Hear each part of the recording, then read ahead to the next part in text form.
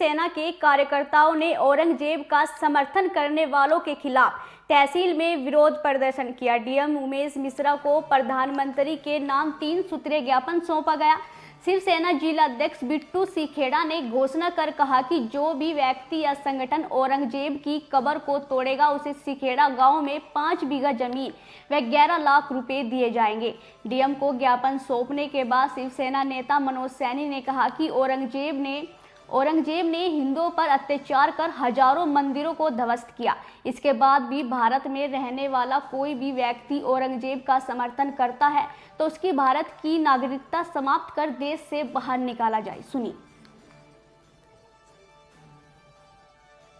ज्ञापन दिया है इस मामले को लेकर आज शिवसेना के द्वारा प्रदर्शन करने के बाद प्रधानमंत्री महोदय को ज्ञापन दिया गया है।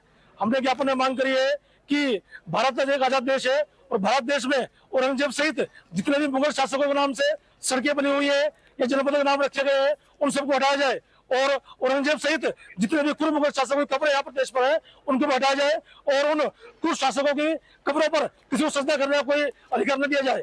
और जो लोग इस देश में रहते हुए औरंगजेब जैसे मुगल शासकों का समर्थन करते हैं उनके खिलाफ कठोर से कठोर कार्रवाई की जाए, ऐसा हमने ज्ञापन देकर मांग करी है। अच्छा, अभी एक वीडियो वायरल हुआ है संभल का, वहाँ के एएसपी एक व्यक्ति को कह रहे हैं कि यहाँ पर मैं कोई भी मेला ऐसे व्यक्ति के नाम से नहीं लगने दूंगा जो मतलब लुटेरे हो और आक्रांता हो। ये बिल्कुल सही है। अधिकारी को मैं समझता हूँ एक आईपीएस स्तर के अधिकारी को ये बात कहनी भी चाहिए और बिल्कुल सही क्या है। जो आक्रांता व्यक्ति है जो इस देश में जिन्होंने लूटा है उनके नाम से मेला लेने का मतलब भी क्या है।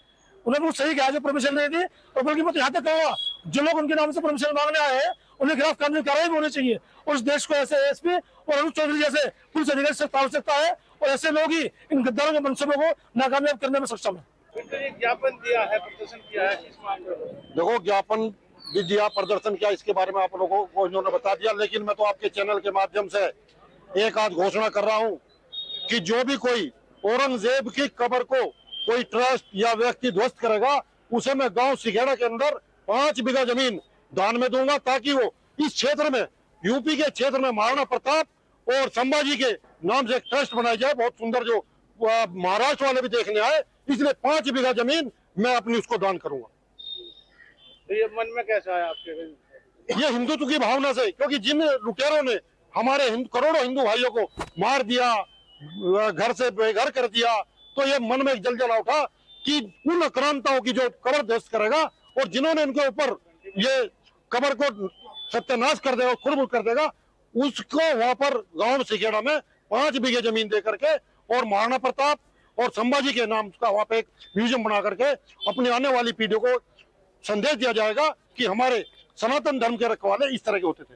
लोग जी प्रदर्शन किया है किस मान को? आज शिवसेना के कार्यकर्ताओं पदाधिकारियों ने औरंगजेब के जो कब्र है उसको तुड़वाने को लेकर और जो लगातार भारत में औरंगजेब के नाम से या मुगल शासकों के नाम से जितने रोड, रास्ते, सड़कें या जंगों के नाम है उनको ध्वस्त करवाने के लिए आज जिलाधिकारी महोदय को संबोधित एक ज्ञापन, मुख्यमंत्री जी को संबोधित एक जिलाधिकारी महोदय को ज्ञापन दिया है।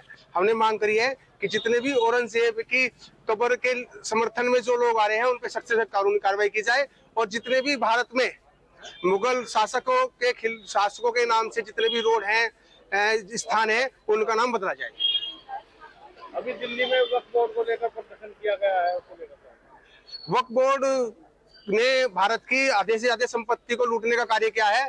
भारत सरकार बहुत अच्छा कार्य कर रही है, उनके समर्थन में है और जो हमारे मुस्लिम भाई वक्फ बोर्ड का समर्थन कर रहे हैं उन्हें भी समझना चाहिए कि जो मुसलमानों ने उनका जो अधिकार था उन्हें वो मिल चुका है, पाकिस्तान का हिस्सा अलग हो गया था।